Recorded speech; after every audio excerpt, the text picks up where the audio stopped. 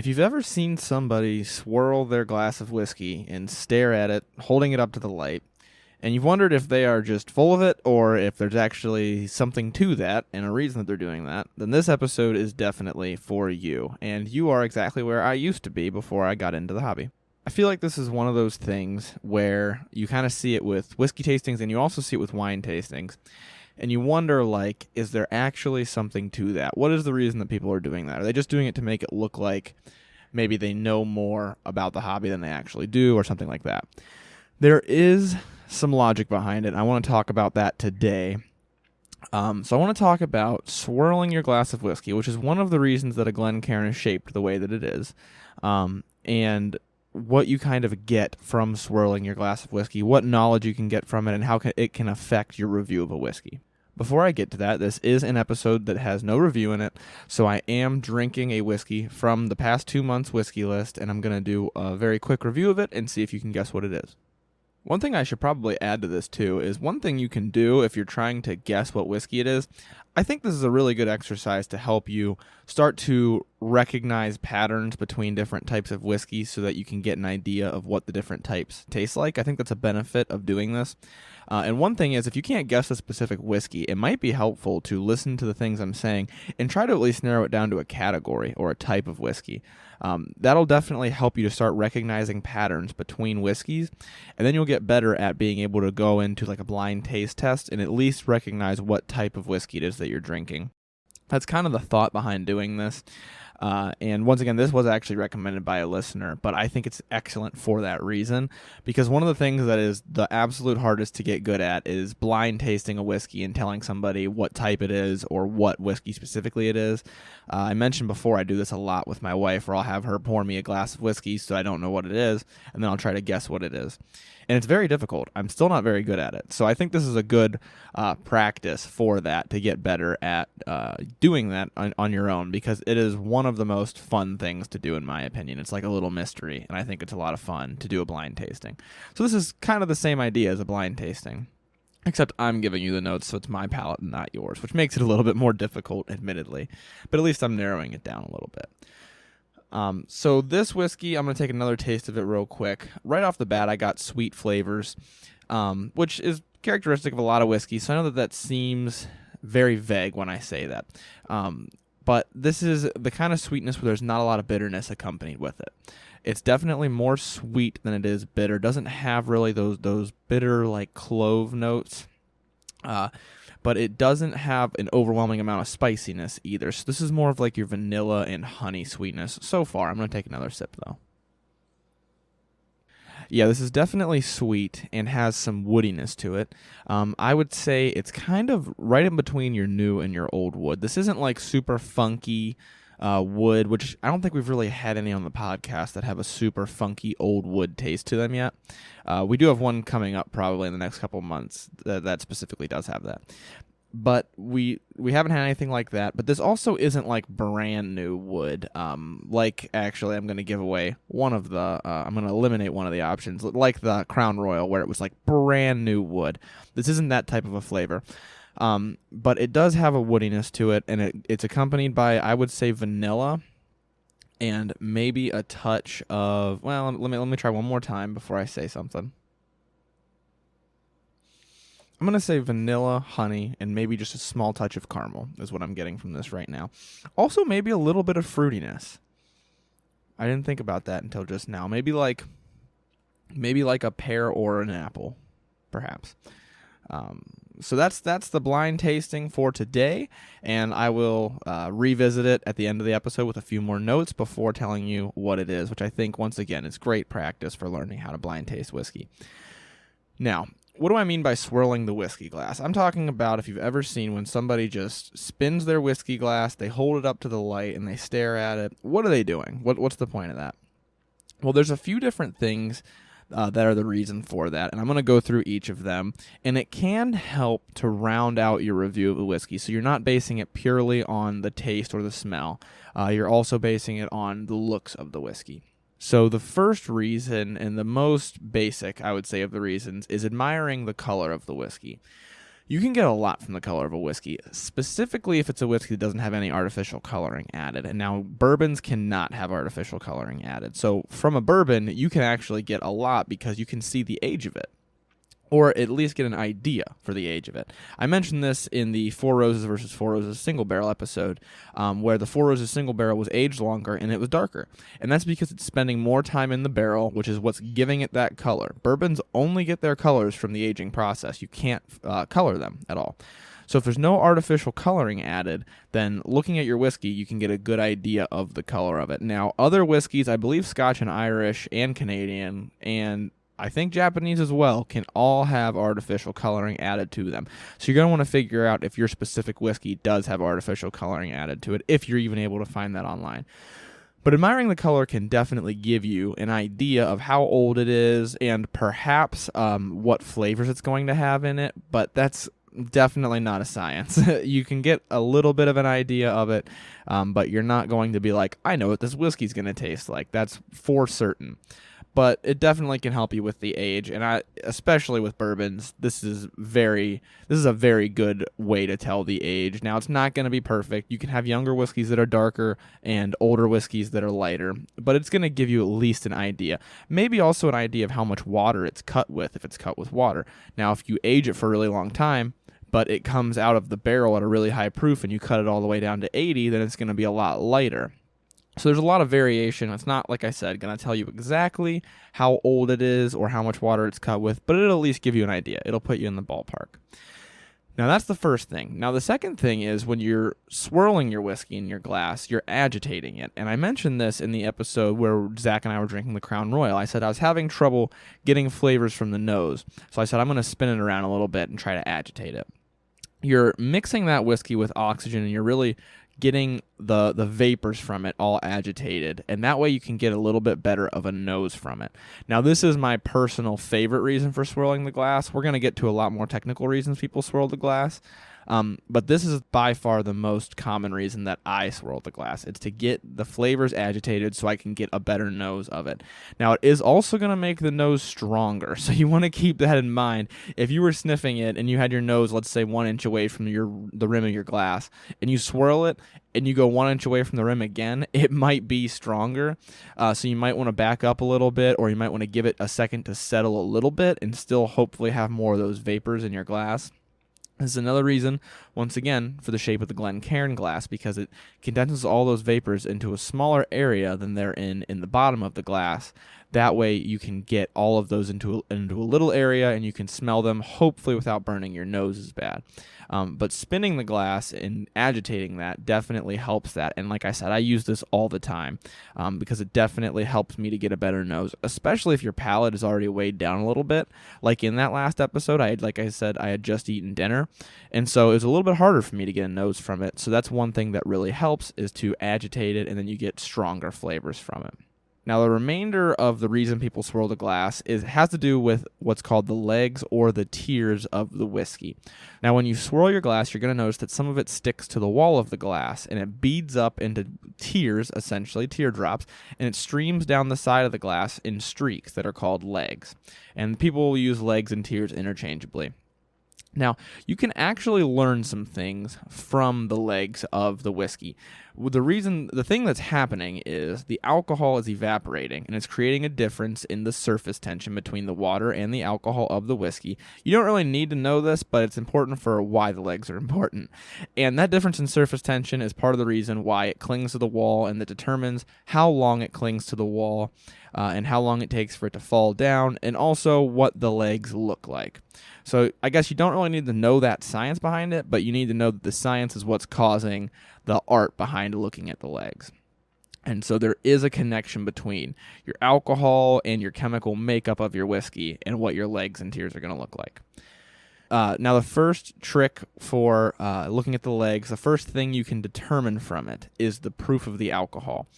This is definitely not a science, but you can get an idea from it. And for the remainder of this episode, I just want to disclose this is not a science. This is an art. This is something you can get an idea. You're not going to be able to look at the legs of a whiskey and be like, oh yeah, that's 80 proof. You're not going to be able to do that, typically. Now, with telling the proof, the more alcohol content there is in the whiskey, the more legs that it's going to have, and the longer it's going to take them to form and to fall down the side of your glass, typically. The idea is that the alcohol is the reason that legs are a thing. So the more alcohol you have in it, the more extreme version of that you're going to have, the longer they're going to cling to the wall, and the longer they're going to take to form. So that'll give you a little bit of an idea of the proof of the whiskey.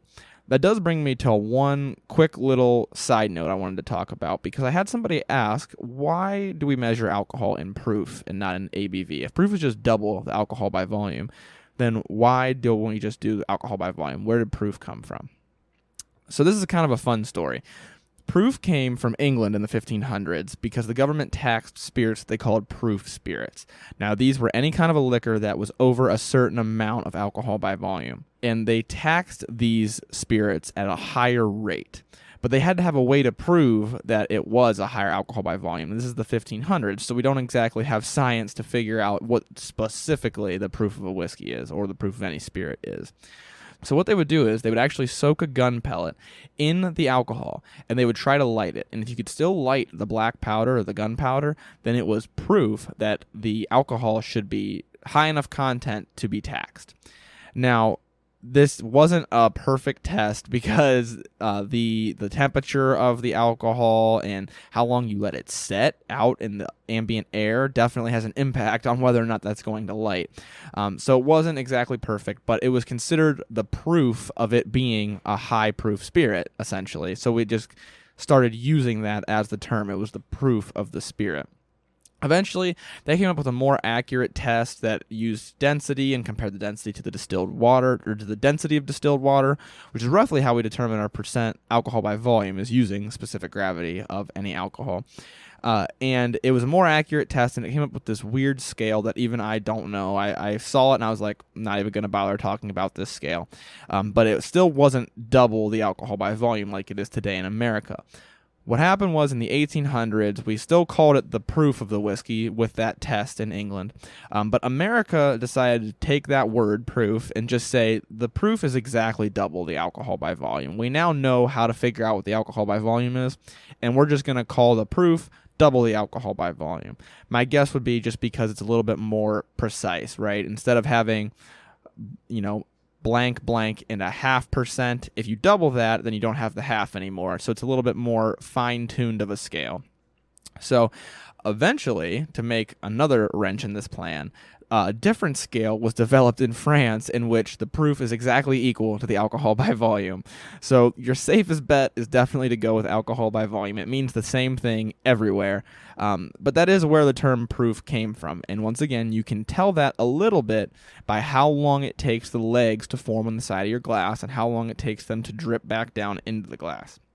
The longer it takes, the higher proof it is, typically. Now, you can get other information from it as well, and that is the body of the whiskey. And this is roughly tied to the alcohol content as well. But it's not just the alcohol content. It also has to do with how much the whiskey interacted with the barrels it was in, how much it extracted different flavors, different chemicals from, I don't want to say chemicals, but different substances, I should say, from the barrel, how much of a reaction there was there. And it can tell you different things about it, but it basically sums up to the body of the whiskey, or what amount of boldness and flavor it's going to have versus being lighter on your tongue. Now, you can kind of tell that I'm being very vague, right? Like I'm saying the body and the boldness, because it's not going to tell you the flavors that a whiskey is going to have. But it is a rough estimate of what you can expect from the whiskey. So, similar to your alcohol, if the legs tend to cling more to the wall, then it's going to have more body. It's going to be a little bit more bold. And this is also, like I said, tied to your alcohol by volume, because typically higher alcohol by volume has a lot more complexities in the flavor, has a little bit more boldness because it's got higher alcohol content. But you can kind of get an idea from that. And then also the width of the legs, like if the legs are wider or narrower, they can give you a little bit of an idea as well. Is it going to have, I think it's more acids in it, I believe, which is going to supply a little bit more of a different flavor to it as well if they're wider. So you can get a rough idea, once again, kind of more of an art form than a science. But you can see that your strength and your body are both tied to the longer the legs stick to the wall, the more strength and the more body that a whiskey is going to have. And that's basically what I want you to get from looking at the legs of a whiskey is you're going to get a rough estimate of what you can expect when you go to put the whiskey in your mouth, and it might not always be perfect. Here's what I will say, though. You can get a good idea of this, and you can get better at doing this by practicing it. This is not one of those things that you're going to read up on it, and then you're going to go to do it, and you're going to be like, oh, exactly, this is going to taste like this, and you're going to try it, and that's what it's going to be. But you can at least start to recognize patterns by implementing it. And looking at your legs before you drink your whiskey and looking at your legs while you're drinking your whiskey and trying to get an idea of, oh, you know what? Last time a whiskey tasted kind of like this, its legs also looked kind of like this. I promise you, at first, they're all going to look exactly the same. For your first few glasses, you're going to be like, this looks exactly like the last one did. I'm watching them fall down the side, and they're pretty much identical to what they look like in the totally different glass of whiskey that I had. But over time, you can start to develop a little bit of patterns, and I don't want people to think I don't want you to think it's a science, but I also don't want you to think it's totally worthless and that people just do it to be pretentious. I don't think that's the case. I do think you can recognize patterns from it, and it can definitely be just another tool. I say that's about a lot of different ways of drinking whiskey. You know, does putting a droplet of water in your whiskey truly open up the whiskey and reveal its true nature to you that the distiller wanted you to have? I don't know, but it is a tool. It is a tool to taste the whiskey in a different way. Just like adding ice, just like making a cocktail, just like having it at different temperatures. It's just another tool to get more of an idea of what the whiskey is. You know, when you're drinking a whiskey, you're essentially, if I'm drinking a whiskey in a specific form, like let's say neat in a Glencairn, I'm getting one piece of the puzzle. I am seeing what the whiskey looks like when it is neat in a Glencairn at room temperature, and I've eaten whatever I've eaten that day. You're seeing one piece of the puzzle. In order to get the full puzzle, you really do need to try a bunch of different tools in order to put all those pieces together. So you need to swirl your glass and see what the legs look like. You need to agitate it and then re-smell the nose. You need to add droplets of water to it and see how that changes it. If that's your goal, is to put that whole puzzle together as to what, Crown Royal tastes like, for example. It's something that adds a little bit of depth to the hobby, and in my opinion makes it more fun. It's a little bit more advanced of a technique, like with looking at the legs and all of this. It's not something you necessarily need to worry about if you're still trying to make whiskey taste good. If you're there, you don't need to worry about this. But once you start to get into it a little longer and you start to get a little bit, I don't want to say bored, but you're like, okay, just another tasting, just another day, still tasting the same things and doing it the same way. You can start to implement these tricks because that makes it a little bit more fun. It adds another layer to it where you're not just looking at the whiskey the way you always drink it. You're looking at it through a new lens. You're looking at it visually rather than the scent and the taste of it. You're looking at it while it's cold, while it's warm, while it has water in it, while it has ice in it. All of those things are going to help you get a better idea of it, and it's going to add layers to the hobby. It's going to make it more fun for you. Just like trying a new whiskey or trying a new region adds a little bit of fun to it for you. That's kind of my spiel about this. It's not worthless, is my point. It's an art form, and it adds complexity to the hobby that makes it a little bit more fun. Personally, I have not used this trick with the legs. I've used it for agitating the whiskey, swirling the glass to agitate it, looking at the color to determine a couple things about it, like the age. But I haven't used the legs very often. I've looked at them, I've thought about it, but I've never really gotten deep into trying to get good at using them as a predictor for what the whiskey is going to be like. And that's something that I'm hoping, in the next year or so to implement as I travel through this hobby with you guys. I want to get better at that. And that's going to make it more fun for me because I have been drinking neat whiskey for a very long time, and I want to add another layer to it. And if you think you've been following along with the show and you want to try it as well, then definitely do it. But I think it makes it a little bit more fun, and it keeps, something new for you in the hobby. When you've been doing the hobby for a while, it's something new that you can try. And that's why I'm going to continue to work on it and to try to use it over, the course of the next, forever, as long as I'm in this hobby. So you might hear me talk about that more in coming episodes. It's kind of my point. And it's also my point behind why is this important? Why should we talk about it? Especially if it's not accurate, if it's not like you can look at it and you can know specific things about it for sure, then why do it? And that's why. So I will say this whiskey that I'm drinking right now, I'm not going to go into depth about the legs of it because the legs are kind of a relative thing. It's kind of compared to other whiskeys that you've drank. But I will say it's a little bit lighter when I look at it visually. It's got like a gold color less than a brown, or more gold color than a brown color. So it's less brown. It's a little bit more gold, a little bit more yellow than other whiskeys. And I'm going to take another taste of it and give you a few more flavor notes before I reveal what it is. Okay, it was definitely much sweeter this time, actually, than it was the first time. And I know I said that it was sweet, but I got a stronger vanilla honey this time, for sure. Vanilla is actually very pronounced in it, more so than I think it was in the episode that I drank this, so that might throw you off a little bit. But definitely a little bit of vanilla. Let's go again. Definitely vanilla, definitely honey, maybe a touch of caramel, and then definitely a little bit of woodiness and a little bit of light fruit. Those are all things that I am without a doubt getting from this whiskey. Very pleasant, maybe a little bit harsh. I'll talk about the finish a little bit. Maybe it does dry out your tongue a little bit. It's certainly not going to be a oily finish. Might dry out your tongue a little bit, and the flavors are definitely accompanied by a little bit of the alcohol burn, a little bit more so than, I guess, relative to other whiskeys. You're getting a little bit more of the alcohol burn and a little bit more of the dryness on your tongue, probably as a result of that, But that's the general character that I'm getting from this whiskey right now. I'm drinking it neat at room temperature in a Glencairn. And that's the profile that I'm getting from it. And that's the same way that I drank it on an episode before. So you may have guessed by now, hopefully from the profile, that this is a bourbon. I'm going to start there. This is a bourbon.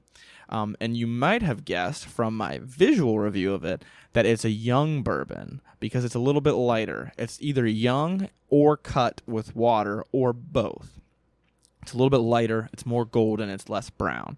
And that also lightens up the body a little bit. So it wasn't very bold, not a lot of dark fruit, not charred oak, not that type of a flavor.